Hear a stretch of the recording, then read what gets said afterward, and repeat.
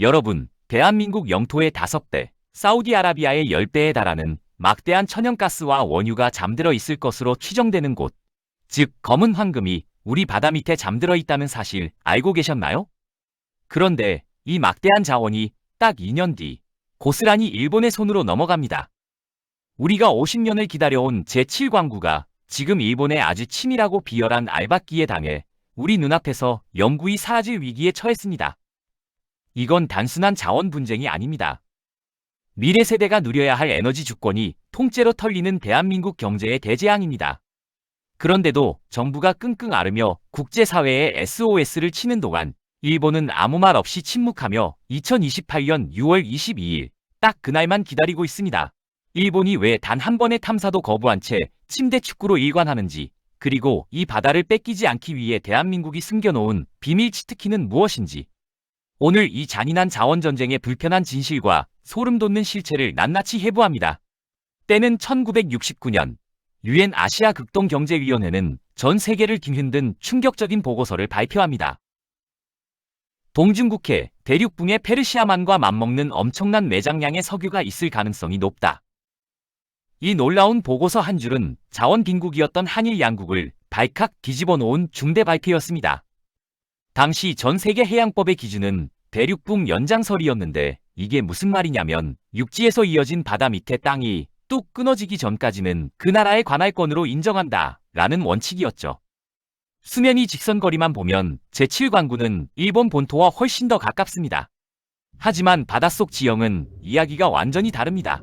제주도에서 시작된 완만한 대륙붕은 제7광구를 지나 끝없이 이어지다가 일본 오키나와 바로 앞 수심 8,000m의 오키나와 해구라는 거대한 바닷속 낭떠러지에서 단칼에 끊깁니다.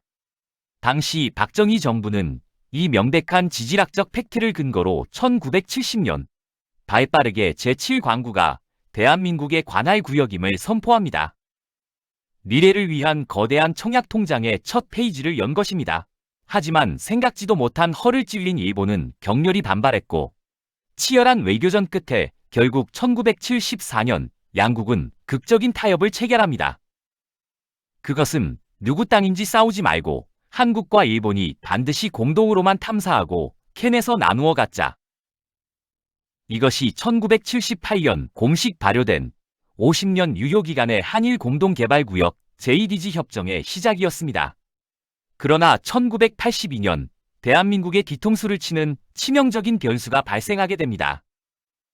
유엔의 해양법이 개정되면서 기존 대륙붕 연장설이 힘을 잃고 양국의 거리를 딱 반으로 나누는 배타적 경제수역 EEG 중간선 원칙이 새로운 국제표준으로 자리 잡게 된 것입니다. 만약 이 새로운 법을 제7광구에 적용하면 어떤 참사가 벌어질까요?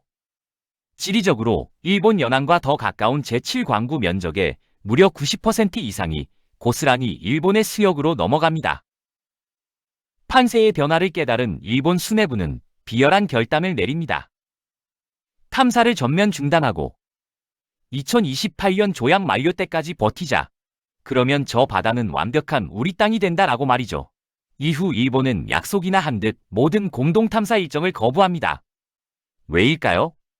대륙봉 연장설 조약에는 우리에게 너무나 치명적인 독소 조항이 숨어 있었습니다. 바로 탐사와 채취는 반드시 양국이 공동으로 이행해야 한다는 것이죠. 일본이 개발업자를 지정하지 않고 드러누워버리고 버틴다면? 억울하지만 한국 혼자서는 7광구에서 돌멩이 하나 주워올 수 없습니다. 우리가 수십 번 넘게 읍소하며 탐사를 재개하자고 요청해도 일본은 경제성이 없다는 뻔뻔한 핑계로 철저히 한국을 무시하며 이른바 침대 축구로 시간만 끌고 있습니다. 2028년 협정을 강제 종료하고 자원을 독식하겠다는 치밀하고도 눈에 보이는 뻔한 속셈인 것이죠. 그렇다면 우리는 절망적인 결말을 멍하니 기다려야 할까요? 천만의 말씀입니다. 1970년대만 해도 우리는 탐사선을 만들 기술도 자본도 없었습니다. 하지만 2026년 대한민국은 더 이상 강대국의 눈치를 보던 약소국이 아닙니다. 대한민국은 일본의 꼼수를 산산조각 내기 위해 거대하고 묵직한 반격을 준비했습니다. 그 반격의 최선봉이 바로 세계 최고 수준의 3D, 4D 물리탐사 연구선 탐해 3호입니다. 무려 6,900톤급의 거대한 순수 국내 기술 선박이 심해 밑바닥 지형을 입체적으로 MRI 찍듯이 샅샅이 스캔합니다. 일본이 기술이나 돈을 핑계로 대면 우리가 세계 최고의 장비로 직접 다 해줄 테니 조약대로 당장 이행만 하라며 국제사회를 향해 일본의 빈약한 명분을 완벽하게 박살내고 있는 것입니다. 물리적 기술력뿐만이 아닙니다. 우리 정부는 고도의 지정학적 수싸움, 치트키를 준비했습니다.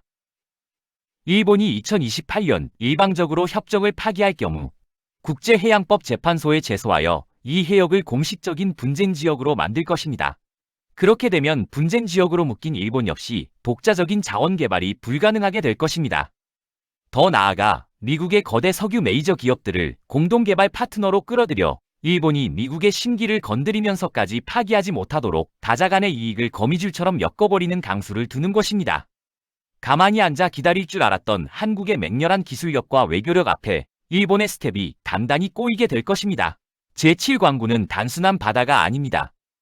우리 자식 세대들이 에너지를 구걸하는 수입국이라는 굴레에서 벗어나 진정한 에너지 독립국으로 우뚝 설 수 있는 마지막 희망이자 생명줄입니다. 2028년까지 남은 시간은 단 2년. 하지만 아직 게임은 끝나지 않았습니다. 거친 파도를 뚫고 나아가는 우리 탐사선의 강력한 엔진 소리처럼 대한민국은 끝까지 포기하지 않고 우리의 권리와 바다를 지켜낼 것입니다. 오늘 영상이 마음에 드셨다면 구독과 좋아요, 알림 설정 부탁드립니다. 영상 제작에 많은 힘이 됩니다. 감사합니다.